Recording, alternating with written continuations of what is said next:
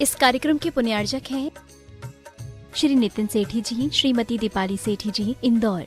हम सभी को वाणी से कृतार्थ सिद्धेभ्यः जय श्री ओम नमः सिद्धेभ्यः जय श्री ओम नमः सिद्धेभ्यः सर्वमंगल मांगल्यं सर्वकल्याणकारकं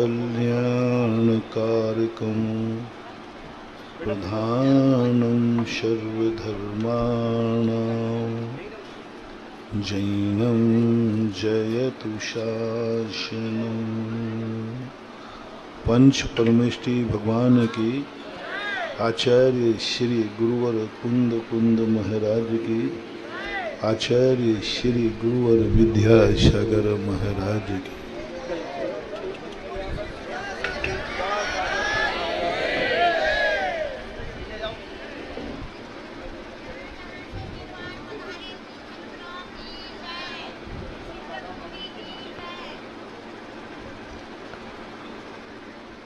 धर्म जो है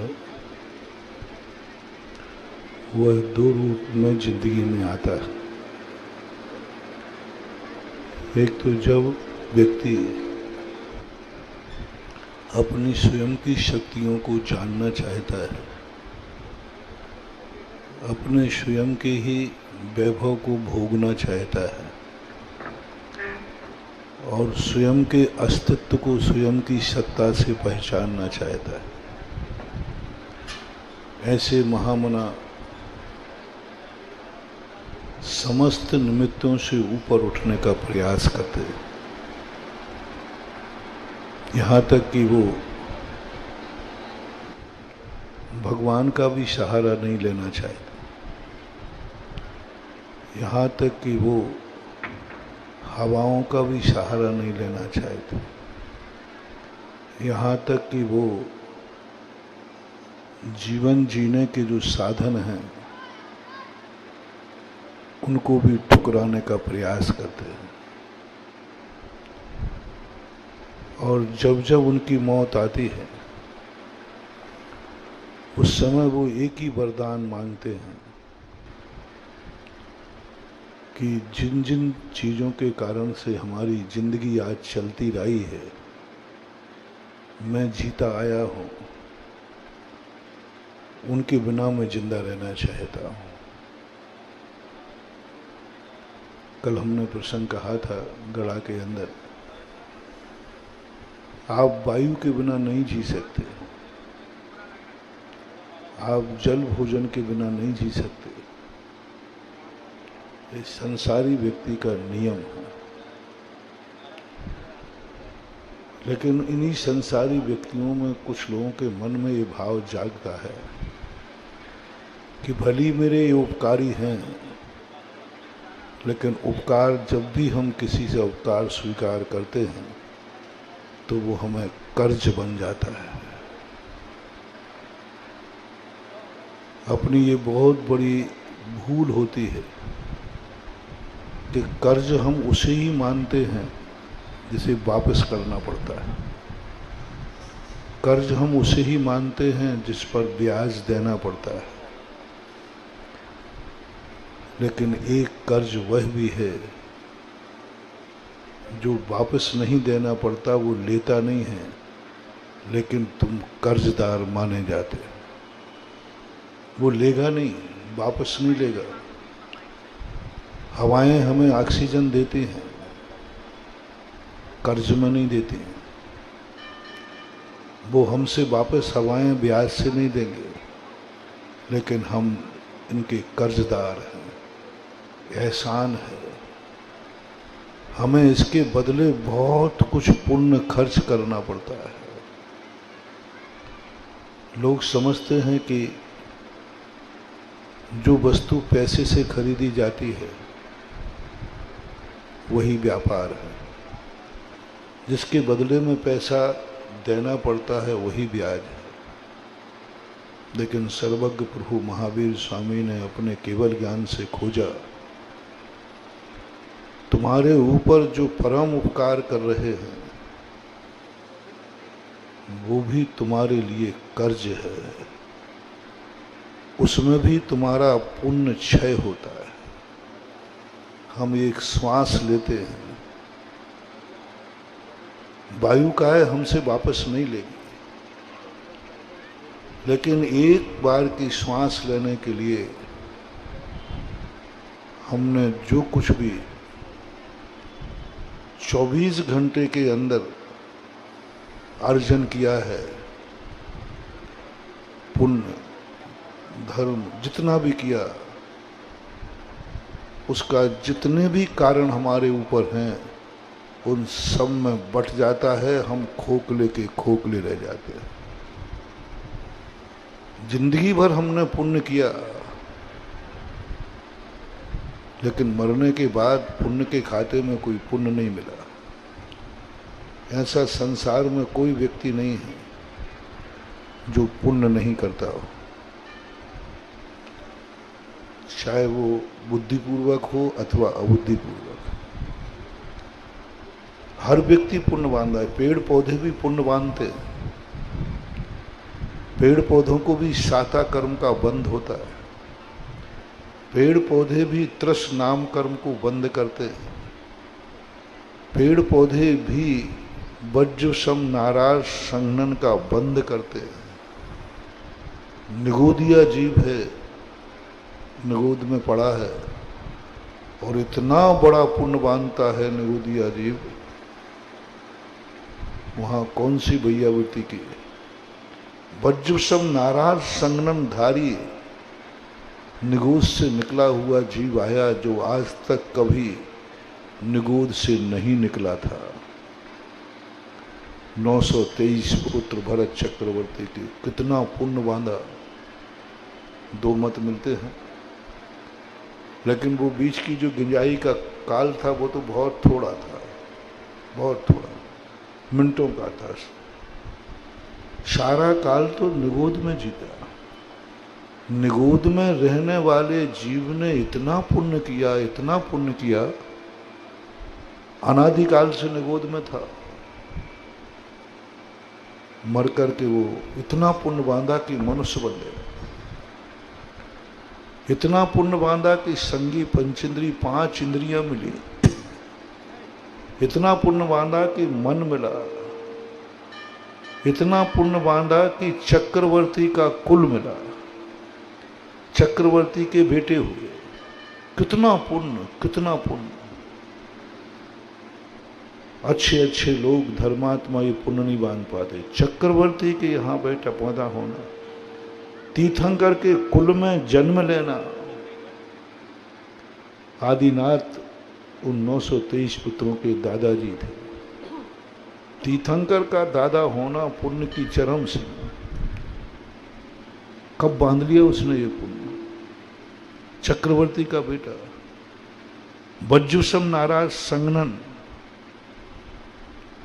और इतना संगनन निगोद से आकर के समोषण में जाना, इतना पुण्य के समोषण में जाकर के दीक्षा लेना, इतना पुण्य के दीक्षा लेके केवल ज्ञान प्राप्त करके मोक्ष चले जाना।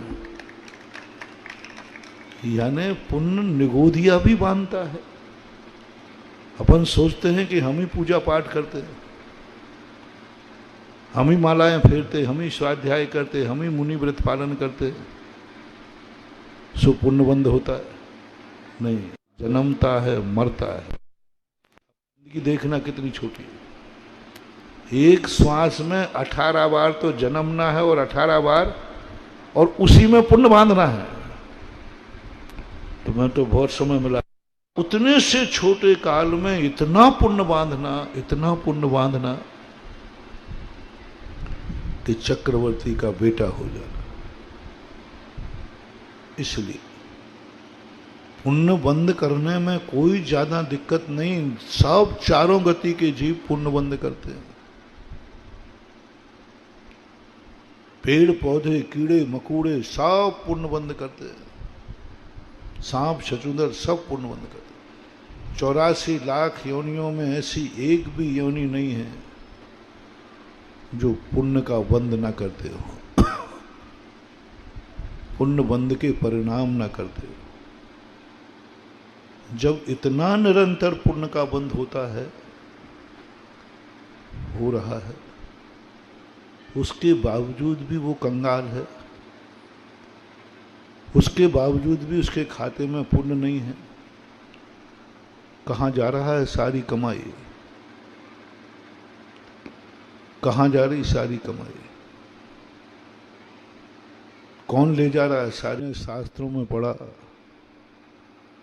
तो 24 घंटे में व्यक्ति पुण्य का बंध ज्यादा करता है। 24 घंटे में व्यक्ति शांत परिणामी ज्यादा रहता है कि क्रोध में ज्यादा रहता है? चलो यहां से समझाता। 24 घंटे में तुम शांत ज्यादा रहते हो कि क्रोध ज्यादा करते हो? किसको ले लूं? सबसे ज्यादा क्रोध यही करता है, कहलाया सब। देखो, इसको बहुत जल्दी गुस्सा आता है। बोलो कैलाश बाबू, 24 घंटे में गुस्सा ज्यादा करते हो कि शांत ज्यादा रहते हो? बोलो ना। शांत। अभी शांति तो बैठा है, देखो कितना शांत है ना। अपन लोग सब क्रोध बहुत कम करते हैं, शांत ज्यादा रहते हैं, द्वेष कम करते हैं, शांत ज्यादा। राग भी 24 घंटे नहीं होता,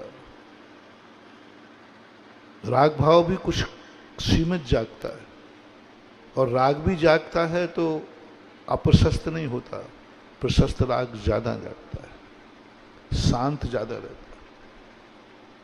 पाप कम करता है, पुण्य ज्यादा करता है। पाप के भाव बहुत कम होते हैं जीव के, पुण्य के भाव ज्यादा होते हैं जीव के। क्योंकि पाप करने के लिए व्यक्ति अपने आप में कहीं ना कहीं से भयभीत रहता है, डरता है, लोकलाज रहती है, कानून का डर रहता है। लेकिन पुण्य भाव करने के लिए किसी के डरने की जरूरत नहीं रहती। और जब मैंने कर्म सिद्धांत देखा तो सबसे ज्यादा 24 घंटे में व्यक्ति साता कर्म का बंध ज्यादा करता है, असाता नहीं। अशुभ कर्मों का बंध बहुत कम होता है। घातिया कर्मों को छोड़ देना, अघातिया के पुण्य पाप की व्याख्या। पाप कर्म का बंध बहुत कम करते हैं जीव। भली पाप करता है लेकिन पाप कर्म का बंध बहुत कम करता है, क्योंकि बहुतायत पाप व्यक्ति करता नहीं है, करना पड़ते। आप कितने कार्य हैं, जितने पाप हैं जो शौक से करते हो। रोटी पर अग्नि जलाते हो बनाने के लिए, शौक से जलाते हो कि जलाना पड़ती है? चूल्हे पे अग्नि जलती है रोटी बनाने के लिए, जलाना पड़ती है कि शौक से जलाते हो? नहाना पड़ता है कि शौक से नहाते हो? ज्यादातर शौक से नहाते हो कि ज्यादातर तुम्हें नहाना पड़ता है? शौक से तो कभी कभी स्विमिंग पूल में चले गए। बहुतायत तो श्रावक होने के नाते सुबह नहाना धोना तुम्हारा कर्तव्य है, ड्यूटी बन गई एक, नहाना है, बिना नहाए भोजन नहीं करना। शौक नहीं, शौक से नहाना बहुत कम होता है। लेकिन हम जैनी हैं, नहा के भोजन करना चाहिए, ये भाव ज्यादा आता है। सुबह से नहा धो करके जाओ। और भी जितने पाप होते हैं संसार में, आरंभ, परिग्रह, व्यापार, धंधे के जितने होते हैं, व्यक्ति शौक में बहुत कम करता है। करना पड़ते हैं जिंदगी के लिए, लेकिन शौक नहीं।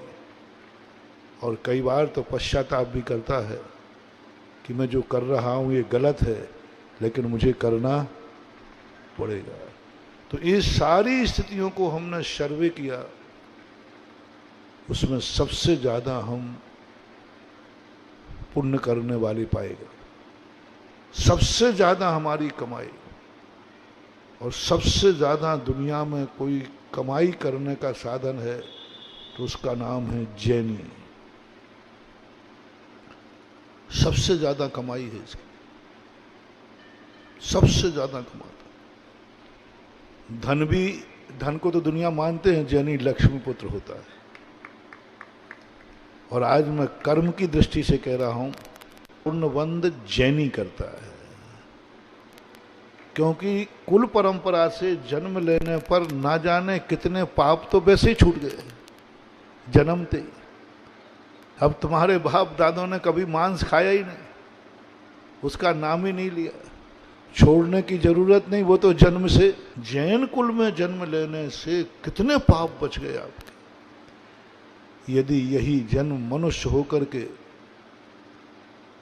अमेरिका में जन्मे होते, किसी मांसाहारी कुल में जन्मे होते, तो सुबह से बकरा मुगरा काट रहे होते।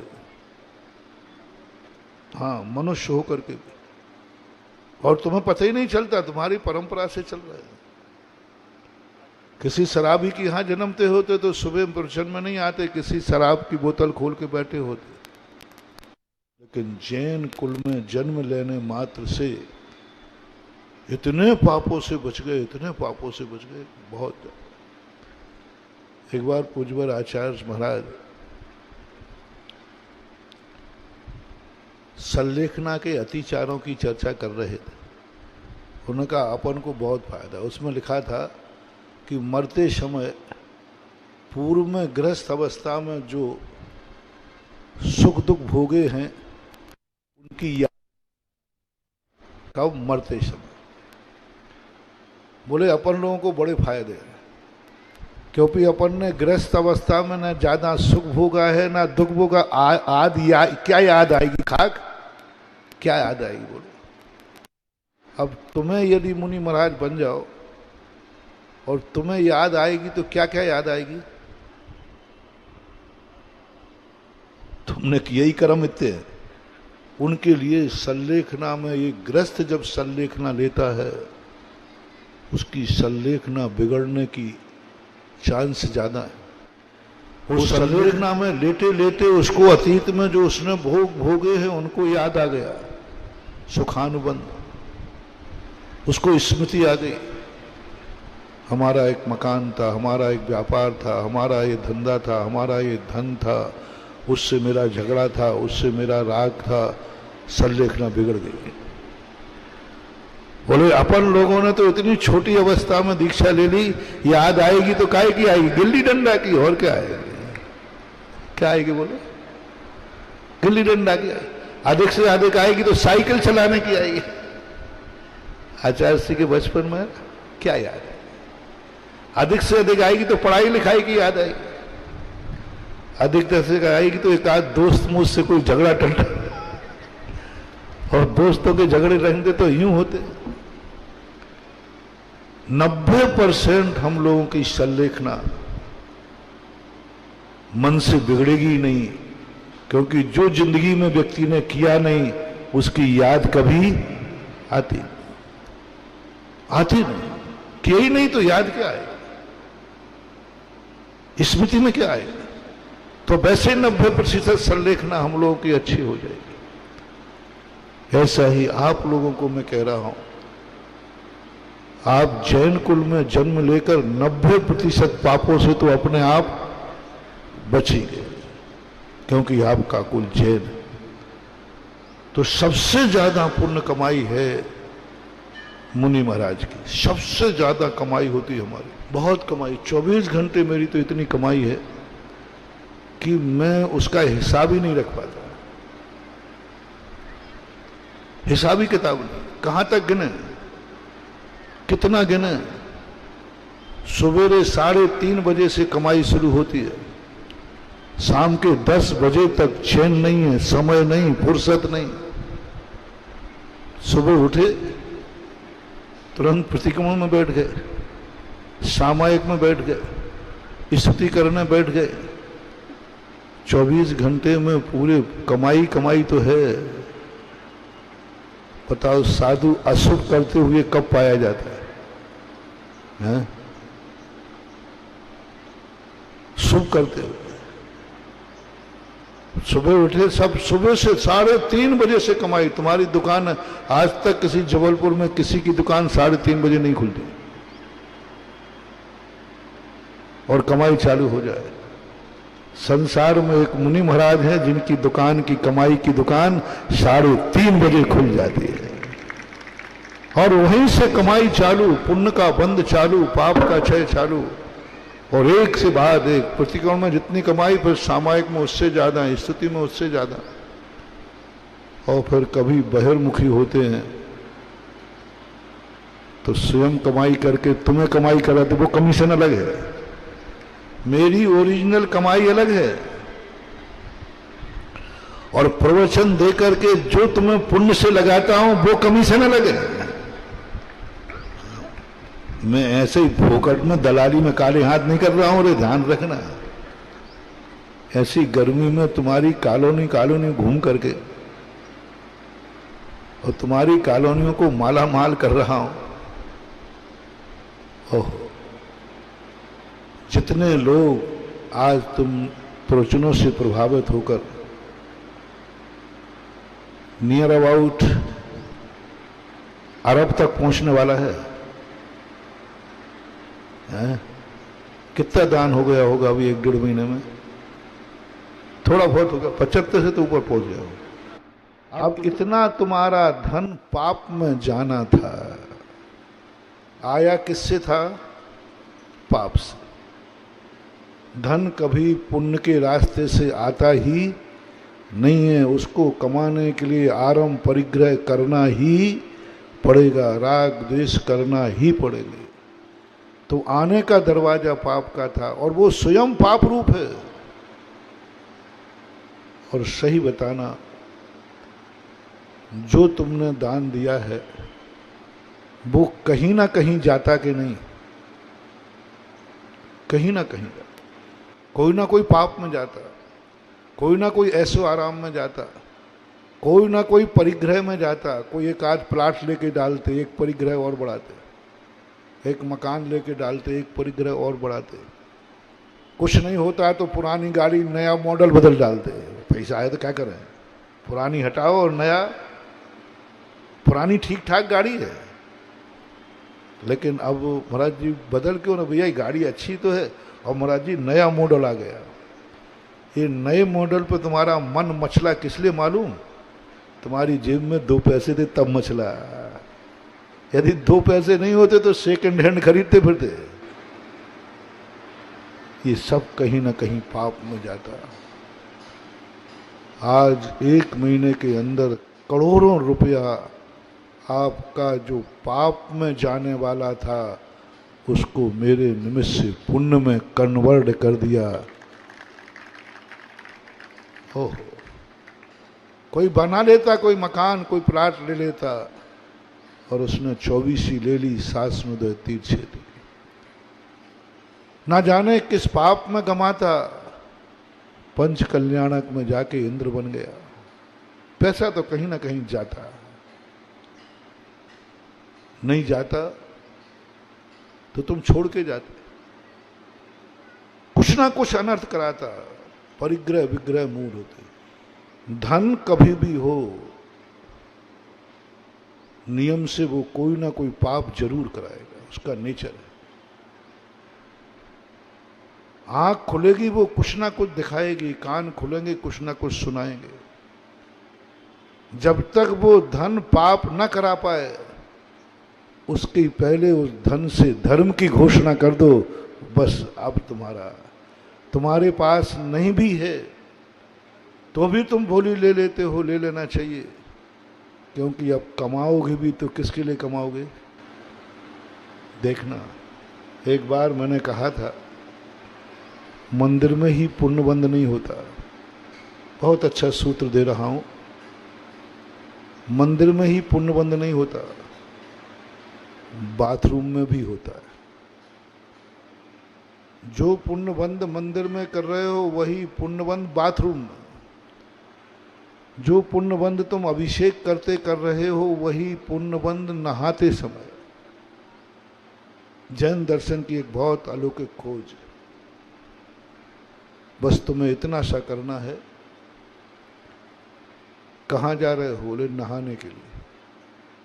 बोले क्यों? 3 व्यक्ति होंगे। एक व्यक्ति कहेगा कहाँ जा रहा है? बोले नहाने के लिए। बोले क्यों?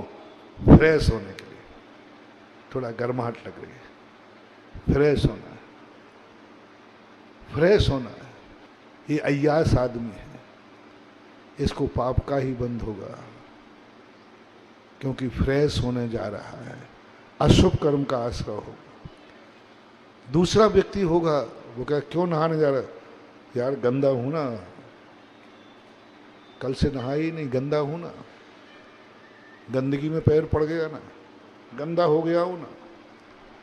अब दूसरा व्यक्ति फ्रेश होने नहीं जा रहा है, शौक के लिए नहीं नहा रहा है, ठंडाई के लिए नहीं नहा रहा है, बेचारा गंदा हो गया तो गंदगी साफ करने के लिए नहा रहा है, मजबूर है। इसको कम पाप का बंध होगा, बहुत कम, क्योंकि मजबूर है, गंदा हुआ है, इसलिए नहाना जरूरी है। गंदे पर में नहीं नहाऊंगा तो और बीमारी हो जाएगी, और ज्यादा हो जाएगी। तीसरा व्यक्ति जैनी है। पहला व्यक्ति तो दुर्जन है, दूसरा व्यक्ति बनिया है, और तीसरा व्यक्ति जैनी है। दो जैनियों टनाटन जादूगर। पुण्य का बंद खोल रहा हूं। कहाँ जा रहा है? बोले नहाने के लिए। बोले क्यों?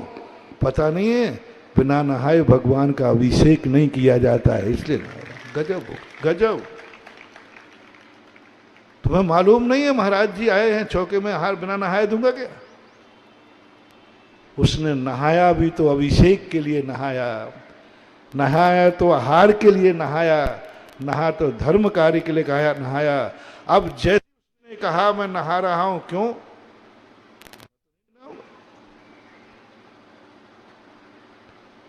ध्यान रखना, कोई महाराज बोले, कोई जिनवानी बोले कि नहा लिया कर, और नहाने में कोई कहे देख नहाने में पाप का बंध होता है, एक बूंद में 36,450 जीव मरते हैं, इसलिए तुम्हें नहीं नहाना चाहिए। अब तुम्हें हमने पापी ठहरा दिया कि नहीं? एक बूंद में कितने जीव मारते हो? 36,450 जीव। और नहाने में कितना बाल्टी लगता है? एक बाल्टी के 2 बाल्टी। तो एक बाल्टी में कितनी पानी की बूंदें हैं? एक दिन गिनना, और जितनी बूंदें निकले उसमें 36,450 का गुणा कर देना। इतने जीवों की हत्या करते हो तब तुम नहाते हो। सुन रहे हो रे हत्यारो? ये तो अकेले नहाने की है, अभी और जो कार्यों में लेते हो, एक दिन भर में कितने लीटर पानी मान लो एक व्यक्ति का, सब फ्रेश वगैरह, नहाना धोना, कपड़े लत्ते सब, एक व्यक्ति का 5 बाल्टी, 4 बाल्टी। अब 4 बाल्टी में बूंदें कितनी है? बूंदें गिनना, एक खाली बाल्टी रख देना और एक दिन उंगली डाले। इतने जीव मारते हो तब तुम एक दिन की जिंदगी जीते हो, एक दिन के साफ कपड़े पहनते हो, एक दिन के तुम नहाते हो, एक दिन का तुम टॉयलेट बाथरूम जाकर के निर्वृत्त होते हो। इतने जीवों की हत्या पर तुम्हारा एक दिन टिका है, मान लो रोंगटे खड़े हो जाएंगे। इतने जीवों की हत्या, ये तो मैंने जल काय की कही, अभी वायु का है। एक श्वास जब लेते हैं असंख्यात जीव मरते हैं। वनस्पति का है, यानी दिन भर में तुम वनस्पति का है कितने जीव, एक पत्ते में इतने जीव हैं महानुभाव, जितने अभी तक सिद्ध हो चुके हैं उससे भी अनंत गुणे जीव एक सब्जी के पत्ते में होते हैं। और एक दिन में किलो आधा किलो सब्जी तो खा ही लेते हो, और एक अंगुल के प्रमाण में अनंत जीव होते हैं। जल का है, पृथ्वी का है, अग्नि का है, कितने अग्नि जला रहे हो, लाइटें जलती हैं, सब असंख्य है। कुल मिला करके अनंत जीवों का जब मारता है व्यक्ति, तब एक दिन की जिंदगी जीता है। अब इतनी हत्या करने वाला, इतना पाप करने वाला कितना पुण्य कमाए? इतनी हत्या करने वाले को जमानत मिलेगी? हैं? अरे एक दो आदतन अपराधी हो, उसी की जमानत खत्म हो जाती है। कुछ मर्डर केस ऐसे होते हैं जिनमें जमानत ही नहीं होती, और तुम्हारी तो प्रतिदिन की अनंत जीवों के मर्डर कर रहे हो, अनंत जीवों को मार रहे हो। कौन जमानत लेगा तुम्हारी? कौन तुम्हें बचाएगा? दुर्गति निश्चित है, और ऐसी दुर्गति होगी, एक एक बूंद पानी को तरसोगे, एक एक पेड़ की हरियाली को तरसोगे, एक एक श्वास लेने को तरसोगे। एक गजबी जमीन तुम्हारे पास नहीं होगी, एक गजबी हवा लेने के लिए श्वास लेना मुश्किल है। इसलिए जब आपको ये आरोप लगाया जाए, आपको इतना पापी ठहराया जाए, आपको इतना हत्यारा ठहरा जाए, थोड़ा बहुत जुआ रेंग रहा है कि नहीं? शर्म से माथा झुका लो रे। एक दिन की जिंदगी पर कितने जिंदगी बर्बाद हो रही है? एक दिन की जिंदगी पर, एक दिन के जल के निर्माण पर कितने जीवों का नाश होता है। तब तुम फ्रेश होते हो, तब तुम कुर्ला करते हो। जब मैंने इस शास्त्रों में पढ़ा, रोंगटे खड़े हो गए, रोंगटे खड़े हो गए। इतने जीवों का विनाश एक दिन की जिंदगी कह रहा हूं, 100 साल की, 50 साल की। अब क्या करें? जैनी हो आप, अहिंसक हो आप, अब क्या करें? श्वास लेना बंद करो। अब एक ही उपाय है, नहाना बंद करो, हरी खाना बंद। दो में से एक कोई चुनो। या तो इतने हत्याओं के पाप को सिर पर लाद के मरो, और या फिर इन चीजों में इतनी हत्याएं होती हैं, मैं आज से इन सब क्रियाओं का त्याग करता हूं। नहाने में इतने जीव मरते हैं, आज से मैं नहीं नहाऊंगा। और नहीं मानते हो तो मैंने बता दिया, इतना पाप लाद के मरोगे तो कहां जाओगे? दो में से एक रास्ता पसंद करो। या तो आज से इन सब चीजों का उपयोग बंद करो, अन्यथा इतनी पाप की गठरी बांध के मरो, मरना पड़ेगा। दोनों में से एक रास्ता चुनो, जल्दी चुनो। आज से नहाना करना बंद,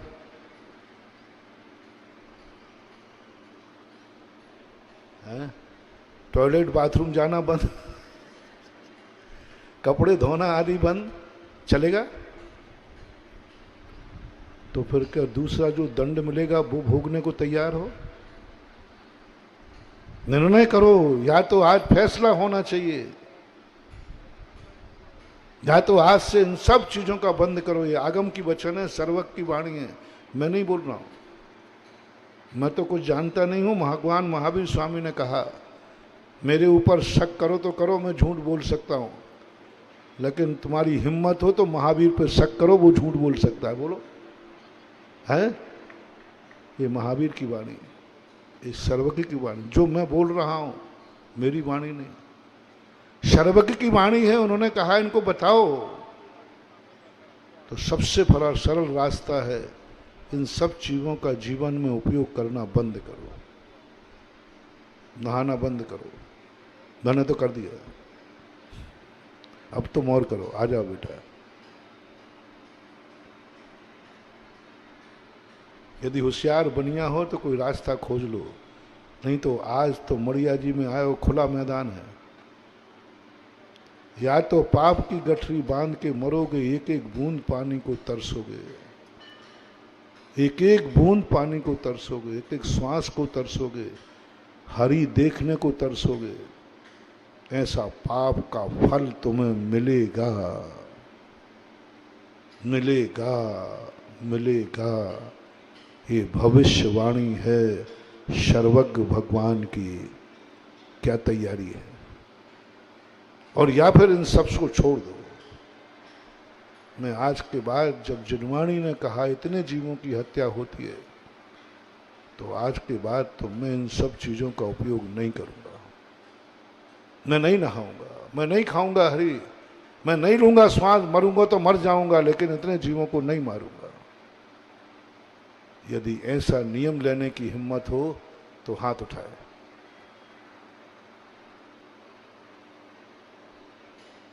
आप लोगों में नहीं है तो फिर इसका दंड भोगने की तैयारी है? भोग सकोगे? पूरी जिंदगी में एक बूंद पानी नहीं मिलेगा, रह सकोगे? जब इस कर्मों का दंड मिलेगा तब भोग सकोगे? हाँ मत भर देना, नहीं भोग सकोगे। तड़प जाओगे, चिल्लाओगे, कोई सुनने वाला नहीं होगा, कोई सुनने वाला नहीं होगा। कितनी चिल्लाना, तुम कितनी करना, अकाल में मरोगे नहीं, सुसाइड कर नहीं सकोगे, और कोई धर्मात्मा वहां पर तुम्हें प्याऊ खोलने वाला मिलेगा नहीं, कोई नहीं होने वाला। अब बेटा तुम दोनों तरफ फंस गए हो, आज फंस गए कि नहीं? और जब कोई तुम फंस जाते हो किसी केस में तो अच्छा वकील ढूंढते हो, फंस तो गए हो। जब तुम सारे केस में चारों तरफ से उलझ जाते हो, कोई दिमाग काम नहीं करता, तो फिर क्या सलाह दी जाती है? देखो अब तुम फंस तो गए हो, कोई अच्छा वकील कर लो, अच्छा वकील कर लो। अब बेटा तुम फंस तो गई हो, अच्छा वकील कर लो। और अच्छा वकील तुम्हें इस समय कौन नजर आ रहा है? देखो आचार्य श्री को तो करना मत, उनकी फीस तो बहुत तगड़ी है ना? उनकी फीस तो इतनी है कि उनके कोर्ट में खड़े होने ही पे करोड़ों लग जाएंगे बेटा। अब एक ही तरीका है, तुम्हें गुरु को अपनी जिंदगी का वकील बना लो। गुरु जिंदगी में जरूरी नहीं है, लेकिन तुम ऐसी समस्याओं में उलझ जाते हो, तुमसे नहीं करते हुए ऐसे अपराध हो जाते हैं कि वो बिना वकील के सुलटने वाला नहीं, कोई सुलटने वाला नहीं। ऐसा कर्म के बंध तुम्हारी गृहस्थी में हो रहे हैं और तुम बांध रहे हो, जिनके अनुग्रह बिन कभी न कटे करम जंजीर, ते साधु मेरे उर्वशो मेरी हरहु पातक पीर। पंडित जी साहब ने लिखा कि अब मेरी जिंदगी में इधर कुआं है, इधर खाई है, मैं इनसे रहित हो नहीं सकता हूं, और इनके दंड को भोगने की ताकत मेरे में नहीं है। अब हे गुरु महाराज आप ही बचाओ मुझे, हे जिनवाणी माँ आप ही बचाओ मुझे, हे सर्वज्ञ प्रभु आप ही बताओ मुझे, कोई तो रास्ता होगा। एक रास्ता है, एक रास्ता है। पूज्यवर भट्टकीर महाराज मूलाचार्य, पूज्यवर समंत्रभद्र महाराज श्रावकाचार्य, सभी आचार्य एक ही कहते हैं, आप कुछ ऐसा प्रश्न करो, ठीक है महाराज आज से मैं नहाने का त्याग करता हूं, मैं नहीं नहाऊंगा। कह दो महाराज चिंता मत करना, लेकिन मेरे अभिषेक का नियम है वो नहीं टूटना चाहिए। वकील हूं, जिस धारा पर फांसी लगती है ना, अच्छा वकील हो तो उसी धारा से वो फांसी से नीचे उतार देता है। उसी धारा से फांसी मिली थी और उसी धारा में ऐसा कानून बनाता है। एक कानून था अपने यहाँ पहले कि किसी अपराधी को फांसी पर लटका दिया जाए, फांसी का फंदा लगा दी जाए।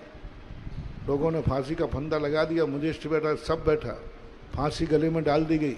वकील खड़ा होगा, साहब रुकिए, फांसी लगाने का कानून बना है, प्राण लेने का नहीं लगा। फांसी लग चुकी, फंदा खोलिए। फांसी का फंदा लगा उसको, कानून में नहीं लिखा कि प्राण लेना चाहिए। ऐसा केस भारत का हुआ। तब फिर लिखना पड़ा ऐसे फांसी पे जब तक लटकाया जाए जब तक इसके प्राण ना निकल जाए। इसी प्रकार के तुम्हारे लिए भी हम कानून, अच्छा यदि तुम्हें गुरु मिल जाए, अच्छा तुम्हें जिनवानी नाम मिल जाए और तुम उसे प्रमाणिक मान लो, तो जिस धारा से आज तुम्हें एक एक बूंद पानी को तरसने का अभिशाप मिल रहा है, उसी धारा से ऐसा वरदान मिलेगा कि कंठ से अमृत झरेगा। उसी धारा से, उसी क्रिया से, उसी पाप से, उसी हिंसा से, उसी झूठ से, सब कुछ वही है, कुछ नहीं बदलूंगा मैं। उतनी जीव हत्याएं होंगी और एक बूंद पानी को तरसोगे, और यदि गुरु की बात मान गए तो उसी सब हत्याएं होते हुए कंठ से अमृत झरेगा, अमृत। बस तुम डरो मत।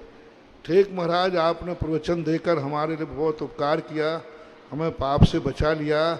आज से मैं स्नान नहीं करूंगा, लेकिन मेरा नियम है कि मैं भगवान का अभिषेक जरूर करूंगा और आपको आहार जरूर दूंगा। अब आप ही रास्ता बताओ क्या करूं।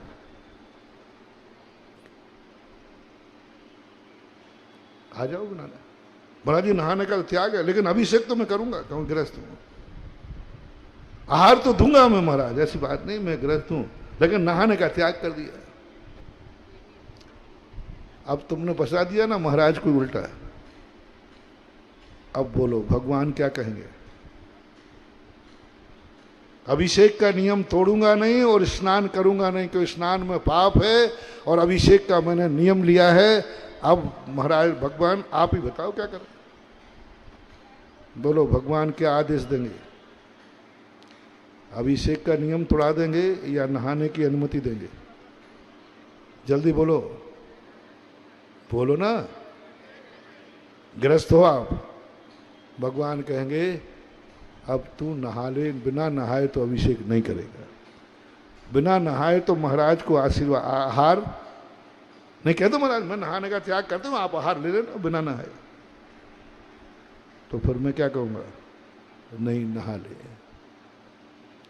अब तुम्हारा सारा का सारी पाप माफ हो गए, क्योंकि तुम नहा नहीं रहे हो, तुम तो जिनेन्द्र देव की आज्ञा का पालन कर रहे हो। नहा करके अभिषेक करना चाहिए, किसकी आज्ञा है बोलो? जिनेन्द्र देव, जिनवाणी की, गुरु की। तो आप नहा रहे हो या जिनवाणी की आज्ञा का पालन कर रहे हो?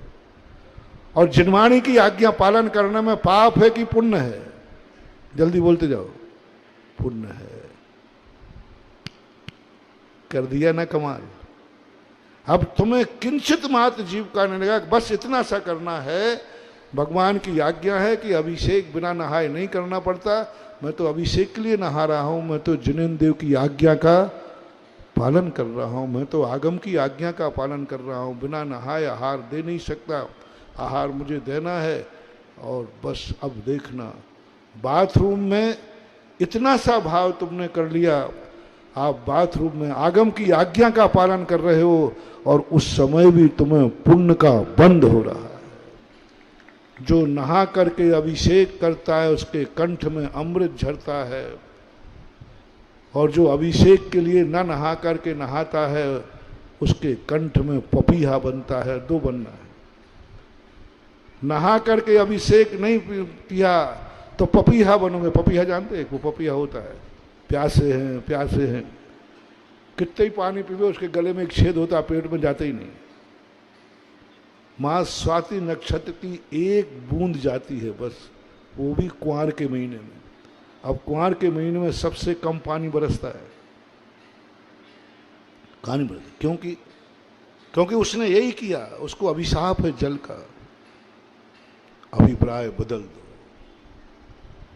अपना लक्ष्य बदल दो, ऐसा क्रिया करो कि आगम के ऊपर वो आरोप चला जाए तो बरी हो जाओ।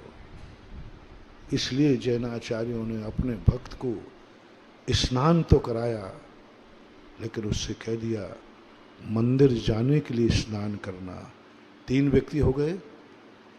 एक ने किस लिए स्नान किया था? फ्रेश होने के लिए। दूसरे ने किस लिए किया था? गंदा हो गया था। और तीसरे ने भी वही स्नान किया। किसके लिए? अभिषेक के लिए। मैं जैन हूं, मैं श्रावक हूं, मेरी जो क्रियाएं हैं बिना स्नान के नहीं हो सकती। मुझे कमाना पड़ेगा, मुझे खेती करना पड़ेगी, क्योंकि मैं श्रावक हूं और श्रावक अतिथि संभोग करेगा। मुझे भोजन के लिए खेती करना पड़ेगी, क्योंकि मेरा नियम है कि मेरे दरवाजे साधु आएगा तो मैं आहार दिए बिना नहीं रहूंगा। अब आहार जब दिया जाएगा जब खेती करूंगा, इसलिए खेती करता हुआ भी वो मुनिराज को आहार दे रहा है, ये पुण्य बंद कर रहा है। उसकी दृष्टि में क्या आ रहा है? कुआं खोद रहा है। ओहो, कुआं क्यों खोद रहे हो? मालूम नहीं? भगवान का अभिषेक कुएं के पानी से कर रहा है। अब वो कुआं खोदते हुए पाप कर रहा है, पृथ्वी का जीवों को मार रहा है, लेकिन दृष्टि में अभिषेक होने से वो अभिषेक का पुण्य का बंद कर रहा है। ये जैनाचार्यों की खोज। यही खेती करते। खेती समय कितना पाप है, लेकिन उसका भाव आ गया। मुनिराज आएंगे तो आहार कहां से दूंगा मैं? उसने खेती चाहिए। मकान बनाते समय मुनिराज आएंगे तो कहां आहार कराऊंगा? बस महानुभाव, बहुत बड़ी बात कह रहा हूं। आज आप लोगों से मैं बहुत दुखी हूं कि आप लोगों को मेरा जैसा वकील होकर आप लोगों को बचा नहीं पा रहा हूं। आप लोग मकान बनाते, बहुत अच्छा मकान बनाओ। मैं तो कहता हूं हमारे हर भक्त के पास बहुत बढ़िया मकान होना चाहिए। मुनि महाराज हूँ और क्या कर रहा हूँ? भगवान कहेंगे तू क्या करता रहता है? भक्तों के मकान बनवाता रहता है। हाँ, बनवाऊंगा, मेरी भावना है। बस इतना सा कर लेना। मकान वो तुम्हें परिग्रह का कारण बनेगा, मकान वो दुर्गति का कारण बनेगा, और मैं गुरु तुम्हें दुर्गति भेजूंगा क्या? बस इतना सा कर लेना। ओहो, कर लेना। जब नक्शा बनाओ उस समय सब लोग मिलकर के तुम मकान का नक्शा बनाते हो। बच्चों को भी बैठालते हो, महिलाओं को भी बैठालते हो। कैसी रसोई होना चाहिए, कैसा होता है कि नहीं? बोलो, होता है कि नहीं? सबसे पूछते हो कि नहीं? बस एक काम कर लेना। नक्शा बनाते समय बस इतना ध्यान रख लेना, कभी हमारे गुरु महाराज आए तो उनका आहार कहाँ होगा। मैंने ज्यादा गड़बड़ तो नहीं किया? सब तुमने किया कि गेस्ट आएगा तो कहां रहेगा, बच्चे हो गए तो पढ़ेंगे कहां, भोजन कहां बनेगा, सब बना लिया। बस नक्शा बनाते समय घर में कोई एक आवाज उठा दे कि मुनि महाराज आ गए, तो वो कहां खड़े होंगे ये बताओ। क्या जीने में उजेला है? महाराज आ सकेंगे? जीना तुमने बनाया, आपके हिसाब से बना हुआ है। क्या जीने समय तुमने विचार किया कभी महाराज आएंगे तो इतने अंधेरे में कैसे जाएंगे? क्या तकदीर ऐसी हमारी है कि महाराज आएंगे और जीने पर अंधेरा देके लौट जाएंगे? पहले बताओ, जीने पर महाराज आएंगे तो क्या हो? लाइटें जल रही हैं, वो तो जल रही है, अपन जला लेंगे, लेकिन महाराज आएंगे तो क्या होगा? सारे मकान, हम आप लोगों के मकानों में जाते हैं, भगवान ही मालिक है। क्या घुटन में हाल लेता हूं, पहली बात, तुम्हारे कमरे मकान इतने छोटे छोटे, उजेला नहीं, ऊपर से भीड़ की गर्मी, और अंदर की और ऊपर की गर्मी तो हम लोगों को सदा ही रहती है। कभी सोचा नहीं, विचार नहीं आया, मेरे गुरु महाराज आएंगे तो क्या वो खड़े हो सकेंगे? क्या उनकी अंजुलि में दिखेगा? क्या वो शांति से हार ले सकेंगे? क्या महाराज आएंगे तो चार लोग देखने वाले भी आएंगे, क्या वो देख सकेंगे? बस इतना विचार करके मकान बनाओ। तुमने वो मकान नहीं बनाया है, वो अपने गुरु को बुलाने की अतिथिशाला बनाई है, आहारशाला हो गई वो। मात इतना सा विकल्प करना। परिग्रह तुम्हारे पाप का कारण है, मकान परिग्रह में है, धन धान्य में आता है, लेकिन नहीं, मकान बनाते समय मैंने ध्यान रखा मेरा गुरु आएगा तो क्या उसको सड़क पे आहार कराऊंगा? क्या उसको फुटपाथ पे आहार कराऊंगा? क्या किसी किराए के मकान में आहार कराऊंगा? नहीं, मेरा गुरु आएगा तो मेरे मकान में आहार करेगा, इसलिए मैं मकान बना रहा हूं। आपने मकान का पाप नहीं किया, आपने गुरु को बुलाने का पुण्य कर डाला। मात्र नक्शा बनाते समय इतना भाव करना है। बहुत, तुम्हारा धर्म बहुत सरल है महानुभाव, हमारा धर्म तो बहुत कठिन है। तुम्हारे तो दोनों हाथ में लड्डू हैं, दोनों हाथ में। हमारे पास तो लड्डू है ही नहीं, और तुम्हारे तो देखो कितना सरल कर दिया।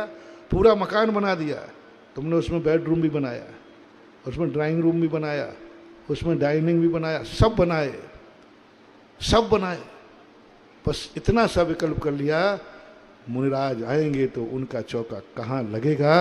इतने करने मात्र से तुम्हारा वो घर गुरु मंदिर हो गया, वो आहारशाला हो गई। इतना सा विकल्प करने मात्र। कहाँ खड़े होंगे पहले इंजीनियर साहब, ये बताओ। मेरे गुरु को उजेला चाहिए नेचुरल, मेरे गुरु को हवा चाहिए नेचुरल, और मेरे गुरु आएंगे, चार लोग देखने वाले भी आएंगे, तो क्या मैं इतना फुक्कड़ होऊंगा कि देखने वालों को अंदर खड़े होने की भी जगह नहीं होगी? तुम लोग भावना करते हो कि हे भगवान इतना मकान दे दे, कभी रिश्तेदार आ जाए तो उसको भी, तो ऐसे ही कभी सोचा करो कि हे भगवान इतना बड़ा मकान बना दे, कभी गुरु महाराज आए और उनके भक्त देखने आए तो उनको भी खड़ा होने का स्थान दे सकूं। इतना सा कर। खेती का मैंने बता दिया, इस खेती में से जब अन्न निकलेगा जरूर मैं किसी त्यागी वृत्ति को भोजन कराऊंगा। यदि ये नहीं होगा तो कहां से कराऊंगा? कुआं खोदो, अभिषेक का संकल्प करो, कुआं खोदो। पाप है कुआं खोदना। कितने पृथ्वी काय जीव मरते हैं एक कुआं खोदने में, कितने पृथ्वी काय मरते हैं। कई बार तो उसमें क्या लगाना पड़ता है, बारूद भी लगाना पड़ती है। एक अंगुल में असंख्या जीव, तो भी वो सब हत्याएं माफ हो गई। मात्र इतना भाव हुआ, कुआं किस लिए खोद रहे हो? हमारे मुनि महाराज कुएं का पानी लेते हैं, इसलिए कुआं जरूरी है। हमारे भगवान का अभिषेक कुएं से होगा। कितना माफीनामा, कितना पाप, हर चीज में, हर क्रिया में आपको ये लक्ष्य कर लेना है। यदि मैं नहीं कमाऊंगा तो फिर कौन मंदिर बनाएगा, कौन दान देगा? हमारे भगवान का मंदिर कौन बनाएगा? क्या भगवान धूप में बैठेंगे? नहीं प्रभु, मैं कमाऊंगा, तेरा मंदिर मैं बनाऊंगा, तेरी पूजा मैं करूंगा, तेरे लिए ही तो मैं जिंदगी में ये पाप कर रहा हूं, इतनी जिंदगी जी रहा हूं, क्योंकि मेरा आवश्यक है। ऐसा परिणाम हर क्रिया के अंदर जब तुम्हारे मन में आ जाए तो तुम इस संसार में रह करके भी जल से भिन्न कमल, कीचड़ में रह करके भी पंख के समान तुम अपनी जिंदगी जी सकते हो। बस उसके साथ में आपको ये विचार करना है कि तुम यह लक्ष्य जो जिंदगी का बना रहे हो किस लिए। हमारे शादियों को, हम लोगों को सब क्रियाएं करता हुए भी हमें पाप का बन नहीं होता। भोजन करते हुए भी हम भोजन नहीं करते, कोई दोष नहीं लगता, क्योंकि भोजन करते समय हम भोजन करते ही नहीं। हम तो रत्नत्र की रक्षा करते हैं, हम तो मुनि धर्म की रक्षा करते हैं। मूलाचार में आया कि ज्ञानी व्यक्ति भोजन करता है, तेजठम ना, बलठम ना, आयुठम ना, वैयावृत्यार्थम, धर्म प्रभावनार्थम, रत्नत्र रक्षार्थम। धर्म की रक्षा के लिए मुझे ये सब करना पड़ेगा। यदि शरीर साथ नहीं देगा तो मेरा धर्म छूट जाएगा, और शरीर के लिए हमें इसको औषधि देना पड़ेगी, अन्न देना पड़ेगा, इसकी सेवा करना पड़ेगी, नहीं तो धर्म नहीं होगा। वह सब क्रियाएं करता हुआ भी धर्मात्मा की कोटि में आ जाता है। इसलिए आप लोगों को मैंने जो कहा, कमाई का साधन तो तुम जैन कुल में जन्मे हो। जैसे मैंने कहा, सबसे ज्यादा मेरी कमाई है, मेरी स्वयं की ओरिजिनल कमाई है, मेरी स्वयं की ओरिजिनल कमाई। और कमीशन जो आता है वो तो अलग है। हमारा खर्च तो कमीशन में ही पूरा हो जाता है, और कमीशन इतना ही है बोलो बोलो, एक महीने इतनी गर्मी में करोड़ों रुपया जो पाप में जाना था, उसको किस तरफ कन्वर्ट कर दिया? बोलो, इसका कमीशन कितना है? कितना कमीशन? कितना बड़ा कार्य, कितना पुण्य का बंध। 75 करोड़ रुपए में कितना पाप होता, जो 75 करोड़ में कितना बड़ा धर्म हुआ। ये पुण्य कोई कम है क्या? एक प्रेरणा दे करके एक व्यक्ति को शांति धारा की प्रेरणा दे दी। शांति धारा, फोकट में भी शांति धारा हो सकती थी, कोई बाधा नहीं, हो सकती थी। महाराज आप बहुत अच्छे आदमी, आज बस फोकट की शांति धारा चालू करा दें। यदि मैं कल से कहूं सब मंदिरों में निःशुल्क शांति धारा होगी, बोलो कितनी खुशियां होंगी तुम्हें? है बहुत अच्छा। लेकिन ध्यान रखना, यदि मैं तुम्हारा कोई हूं बेटा, तो तुम्हें अपनी जिंदगी में कभी निःशुल्क शांति धारा नहीं करने दूंगा। मुझे शांति धारा करना नहीं है, कराना नहीं है। शांति धारा में पुण्य नहीं है। जो तुमने 5 लाख रुपए से पाप करते, वो 5 लाख रुपए पाप से बचा करके जो तुमने मंदिर की बोली ली, ये है पुण्य। इस कार्यक्रम के पुण्यार्चक थे श्री नितिन सेठी जी, श्रीमती दीपाली सेठी जी, इंदौर।